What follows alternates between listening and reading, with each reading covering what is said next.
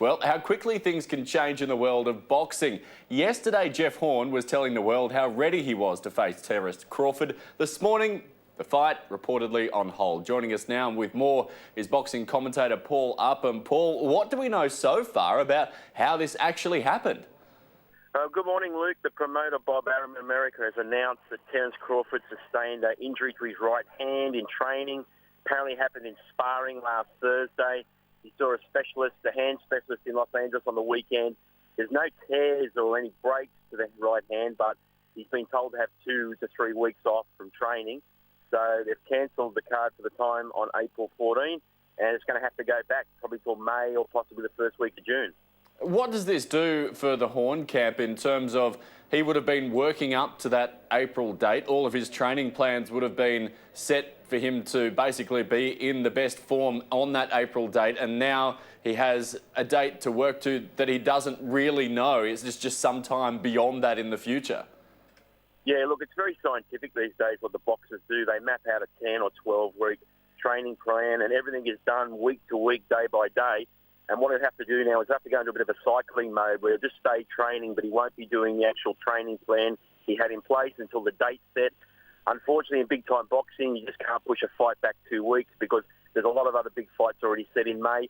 The dates they're looking at is May 19, May 26, and June 2nd.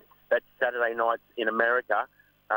And once they make that date set and the contracts are re-signed, then Horn and his team can reassess. And it's just really frustrating for Jeff Horn because he seems so, as you said, so ready and determined and absolutely in his peak to beat Terence Crawford. In terms of Crawford's ability to actually be in peak fitness and peak form, what does this couple of week layoff do for him and his preparation?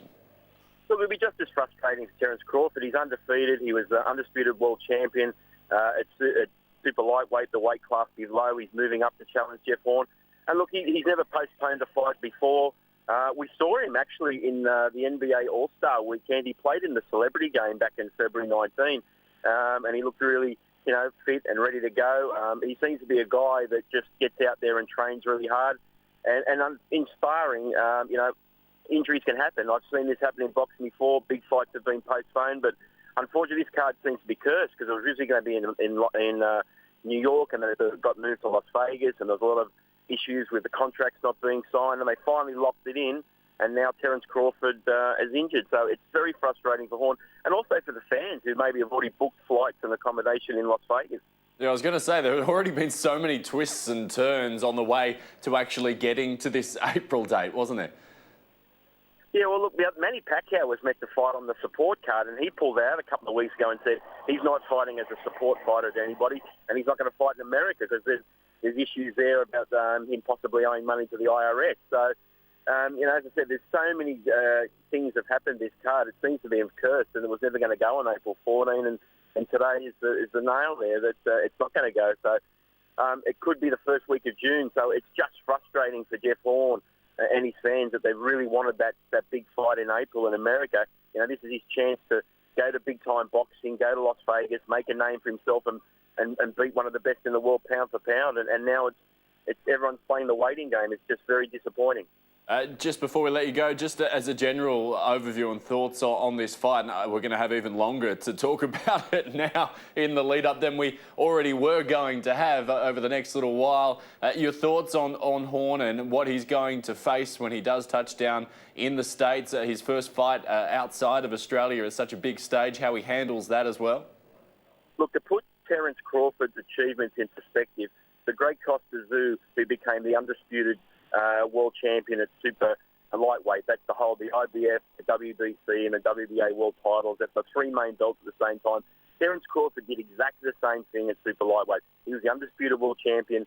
Now he's moving up in weight. He's obviously starting to grow a little bit more as he gets older. He's moving up to challenge Jeff Horn. So, Jeff Horn's fighting one of the top 10 fighters in the world pound for pound. Many people claim he is the best fighter in the world pound for pound. He's never lost. This will be Jeff Horn's toughest test to date, but hey, he's never lost. A lot of people thought he couldn't beat Manny Pacquiao, and he did. So, we give Jeff Horn every possibility in winning this fight. And it's always great when you see 2 guys in the ring who've never lost before, because you're going to see something you've never seen happen before.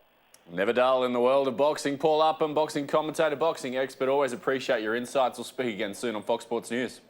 Thanks, Luke. There you go, Paul Upham there, keeping us up to date with the latest details on this fight between Jeff Horn and Terence Crawford that has now been postponed from its April date to possibly sometime late May, early June. Crawford suffering a hand injury in sparring. So we'll keep you updated with the details. About 1 o'clock Australian Eastern Daylight Time, we're expecting to hear from the Horn camp, also his trainer Glenn Rushton and the promoter Dean Lonergan in Brisbane. We will bring you that live and breaking, of course, here on Fox Sports News a little later this afternoon in the Fox feed. So stay tuned for that one, 1 o'clock Australian Eastern Daylight Time.